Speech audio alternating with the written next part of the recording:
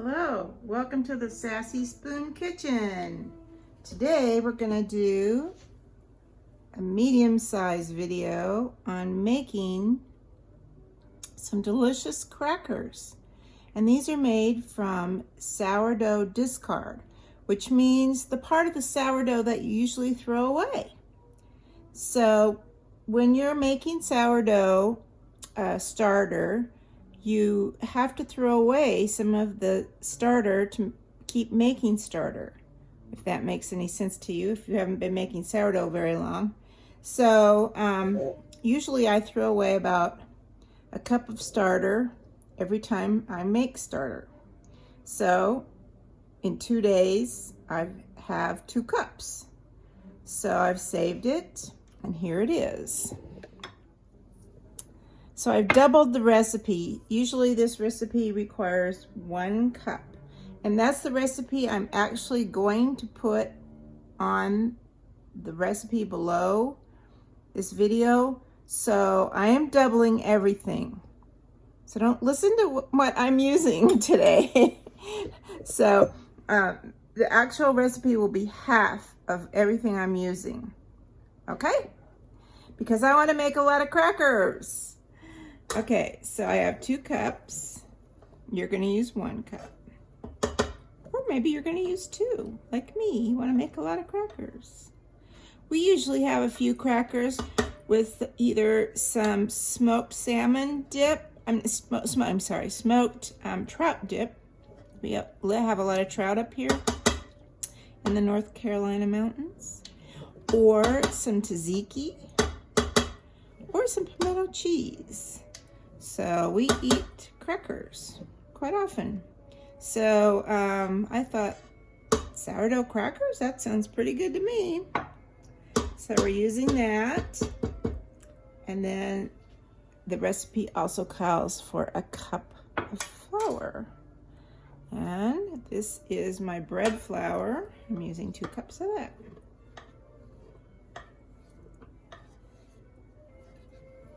You can stir this by hand. You don't need to use a mixer.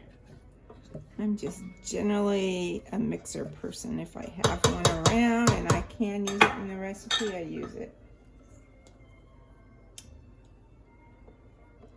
Then we're going to also add some butter. It's room temperature butter. And normally, sorry about that bump. Normally, you would use 4 tablespoons, but I have 8, of course. And so by room temperature, I mean it's generally soft. It's not melted, and it's not at all stiff. It's pretty soft, but it's nothing that you would put in the microwave to warm up or anything. It's just been sitting out in the room temperature for about about half an hour to an hour actually. Okay, so you have those in there. And then I like to add this nutritional yeast from Trader Joe's. Here's the package. But you can use any brand of nutritional yeast. I just think theirs is very affordable and delicious. It's vegan and gluten-free.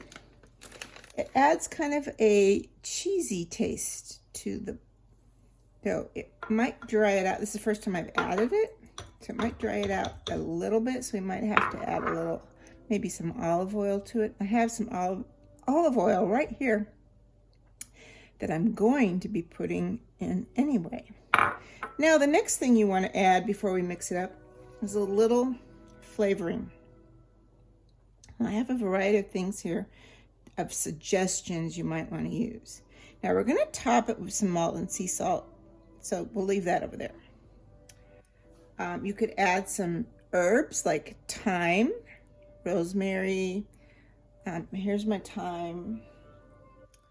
You could add thyme with sumac. Here's my sumac. I use a lot. Excuse me. But as you can see, it's very inexpensive where I buy it at the Middle Eastern grocery store. Adds a nice color and a little citrusy flavor too. It's really good. I also have a favorite black pepper, which I think I am going to add this.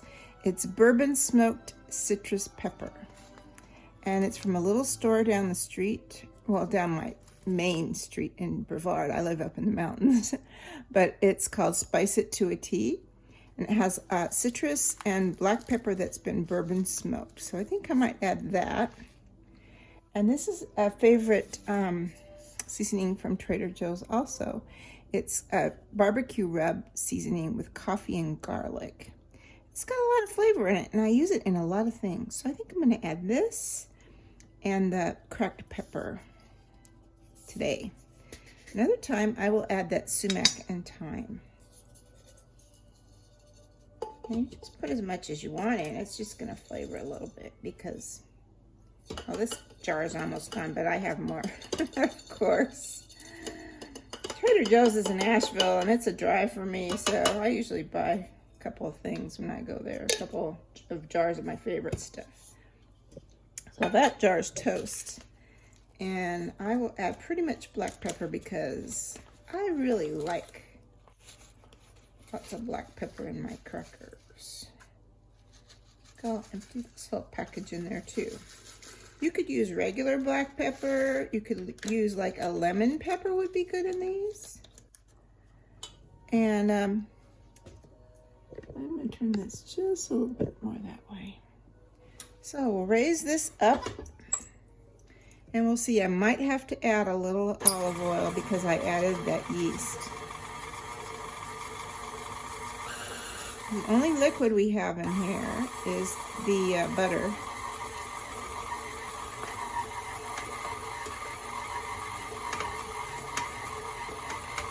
It's coming together pretty nicely. So what we're going to want here is a smooth dough. And we're going to be rolling it out on parchment paper and then cutting it into crackers. It's pretty simple. Oh, it smells really good. Let me take a look at it here. Oh, I think it's going to be fine without any more oil in it. Just let it go together a little bit more.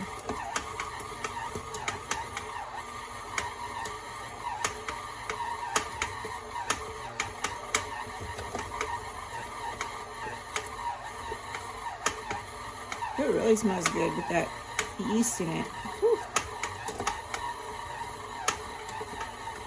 Really, really good. Okay, I think we're good. So I'm going to take it out of the mixer and form it into a bowl, let it ball and let it rest for about 10 minutes, and then I'll come back and see you and we'll roll it out and cut it up. We're back.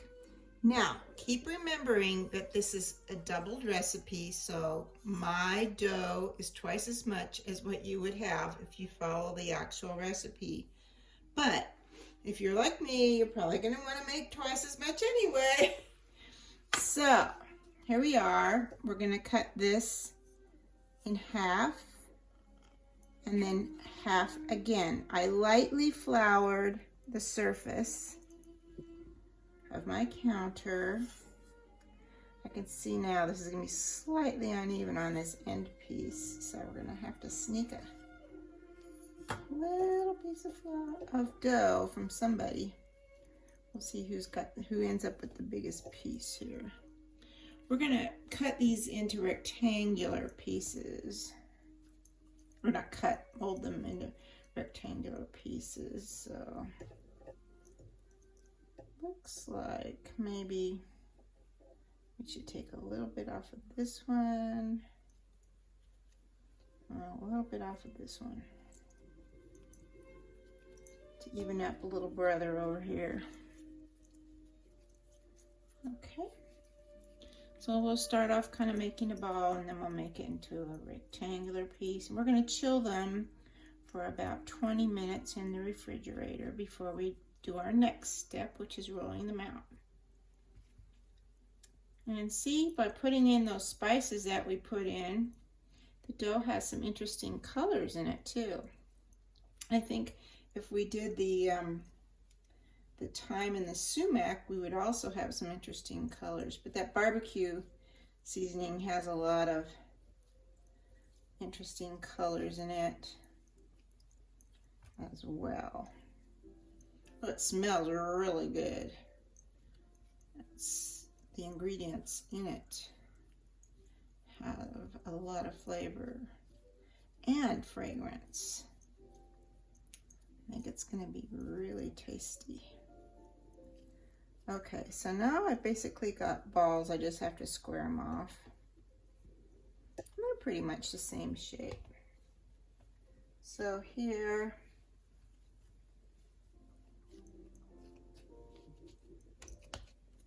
I don't have to flatten them that much. I just want to square them off so that when I roll them out, they're not going to be round. Okay, that one's pretty good. It needs to basically be a rectangle. So I think this dough has a really nice feel to it. So I already cut off a piece of plastic wrap. And let me just tell you a little trick. If you do have a hard surface countertop, you can do this. Your countertop always stays cold, therefore sticky to this wrap. So you can cut off, I have a big roll of this wrap. There's a kind of joke about that. I've had it since I lived in San Francisco, then I took it to Hawaii, then I took it to Charleston, now I'm living in the mountains. That's almost 15 years and it's still got a lot of wrap on it. Believe me, I use it every day. So anyway, it's a commercial size, but anyway, so you take it and wrap it around to keep this moist while it's chilling, just like you would do a lot of things like pie dough and things like that. So we're gonna put that in the refrigerator, and I don't have to repeat this process for you on the camera. If I did, I would go fast, fast, fast, fast and do it all like that. So after I take them out of the refrigerator, and you could speed it up even more by putting it in the freezer if you wanted to. After I take them out and they're nice and chilled, then we'll take them and put them on pieces of parchment paper, roll them out, put the salt on them then, and then take that parchment paper and put them on baking sheets. Cut them on the baking sheets with a pizza cutter, and then we'll put them in the oven. And then we'll taste them after they've baked. Okay, our dough is sufficiently chilled, and now we're going to roll it out. I lightly, and I mean lightly, floured this parchment paper. For the double recipe, you need 4 pieces. I buy these already cut, and I will have a link at the bottom to my Amazon store where you can purchase them already. You don't have to look them up or anything. And I do get 1% of the sale, but the price is exactly the same as if you were looking them up on Amazon. It just contributes to my production costs. So, I also lightly floured my rolling pin, and so we're going to roll this out to 1/16 of an inch, which is pretty flat. You could also use a pasta roller if you wanted to do that.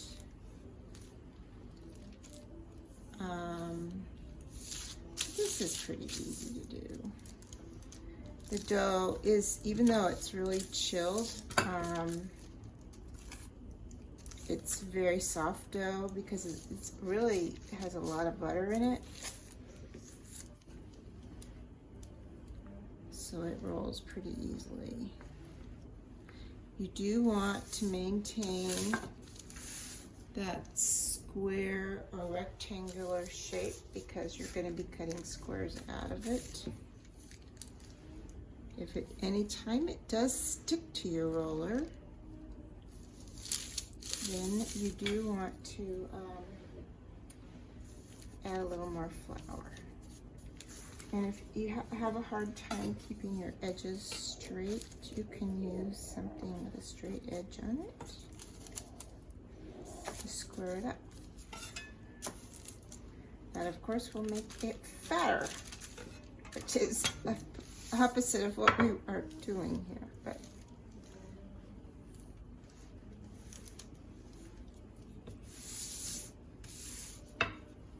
and it's okay if you have a little excess round stuff on the ends too, because we'll just cut them off. We can incorporate them in to the last of the dough.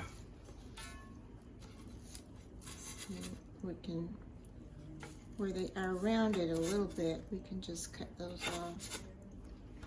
Those crackers, we can just cut that little bit. So we're getting close to a 1/16 of an inch. At about 1/4 of an inch now. That's very bad on that side. So what you want to do is just bring this dough into the center a little bit. There's 2 ways you can do that: by pushing on it and by rolling out to the other direction. I've heated my oven to 350, and you can hear that convection fan coming on.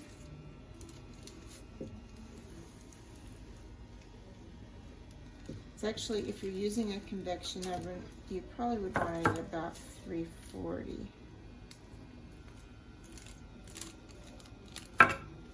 Because a convection oven pushes the air around in the oven.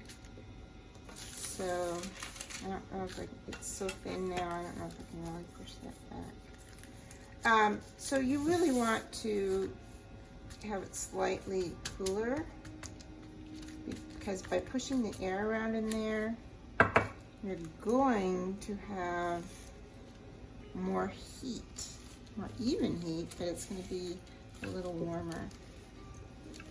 So you always lower the temperature a little bit on a convection oven. Plus I'm at 2,800 feet, 2,900 feet actually. So our elevation, also you want to reduce the heat a little bit. All right, that's pretty close. Not quite a square, but we'll make it do. So I'm just gonna cut this little strip off. We'll make a waste pile, and then we'll take those and make a new ball with that after we have all 4 of them done. And then I'll chill that, re-chill that one, and make another ball. Now remember, I've doubled the recipe, so if you follow my recipe exactly, you're gonna only have 2 balls to do, but I've got 4. I'm only gonna show you how to make one right now because they're all the same. So you're gonna be really, it's gonna be really easy to follow these directions. And you choose on the size of the crackers. You want them to bake evenly, so you should cut them all the same size. I'm gonna cut them a little, about the size of a Triscuit. A little bigger than a wheat thin. And already I'm not exactly the same size, but close enough. Another reason you want to cut them kind of straight. Now see, I'm going to have a problem here because if I cut them in the middle, I think they're going to be a little bigger, but close enough. Usually I can eyeball it pretty well, but in this one I went crooked, so it's going to be a little problem. Okay, my oven's ready. So what we're going to do, we will bake them. I'll do 2 pans before I put them in the oven. Halfway through baking, we'll turn the pans because every oven has a little hotter spot. So that last row is a little smaller and the first row is a little bigger. Obviously my eyeballs weren't too big really. So now I'm going to move them over to the pan. 2 more steps to go. And you can use this parchment over after you bake the first set. So what we're going to do now is put some oil on top. This is olive oil. And see these little prep dishes? I just love them. You can also get those on my Amazon website. And I will put a link to those as well.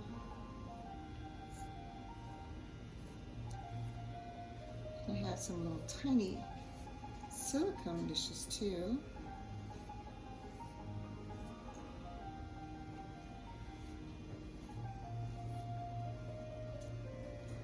And I'm going to be using some Maldon sea salt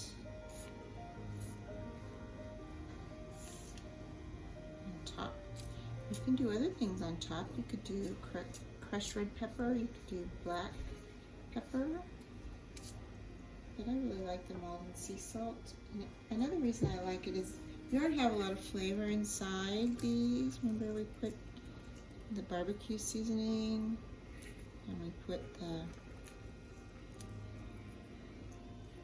yeast. So we're not going to compete with all those flavors by putting other different flavors on top. But if you didn't have that stuff, you could put a little zaatar maybe on top. I don't want them too salty because this is flaky salt, and the Maldon salt is very fine and light in its saltiness. So I think a little bit more like that. It's easy to sprinkle like this because it is in larger flakes, so you can get it where the other salt doesn't. Okay, so those are the two steps we needed to do. And then you just take a fork, prick each one. That'll help it lay flat better when it bakes. Remember those old soda crackers?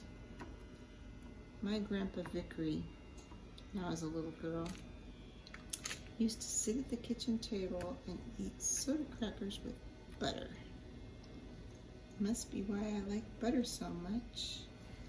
When I was at my house in Glendora, we lived pretty close to my grandparents, but I used to climb up as an even baby, and like when I was like 18 months old, a year old, I used to climb up on the kitchen table and just eat the butter right out of the butter dish. My mother would catch me. Must have been his fault. Anyway, so that's how you make them. I'm going to make 4 pans of them, 2 at a time.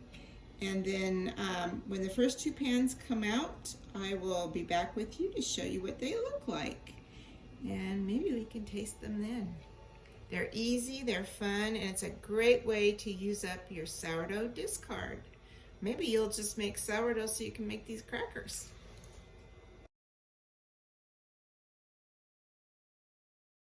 Okay, we're back. First batch is out of the oven. It turned out really well. I think I would put less salt on them, if anything, especially if anybody in your family or that you're going to be sharing these with is on a salt restricted diet. So I would say you could use more black pepper instead of salt, or you could use some zaatar or some other type of seasoning on top. So I think that's something I would consider doing next time. Now if you look over here at these, I have a lot of rosemary in my garden. I also have some thyme, so I might consider doing that. So I put little snips of rosemary on these. The other ones I left plain. I put salt on them. But after tasting these, they're a little salt heavy. So I'm going to try brushing some of the salt off, but it really stuck well with that olive oil. The crackers, you know, are a lot like pastry because they have butter and flour. There is water in there too, of course, because of sourdough. Sourdough lends a nice flavor. So does that nutritional yeast. Really adds good flavor. And then the barbecue seasoning we put in, that added a nice flavor. And the bourbon citrus flavor also was really nice. So the flavoring is terrific. Now here I tried putting my smoked trout dip on it, and it is fabulous with this flavor. This is the second cracker. I tried to give Wes some, but he declined because he just brushed his teeth. So I'm going to save some of this for dinner tonight before we have dinner. We have cocktail hour. So I'm going to give him a little plate of these for the cocktail hour. But this is really, really good. I'm going to try another bite.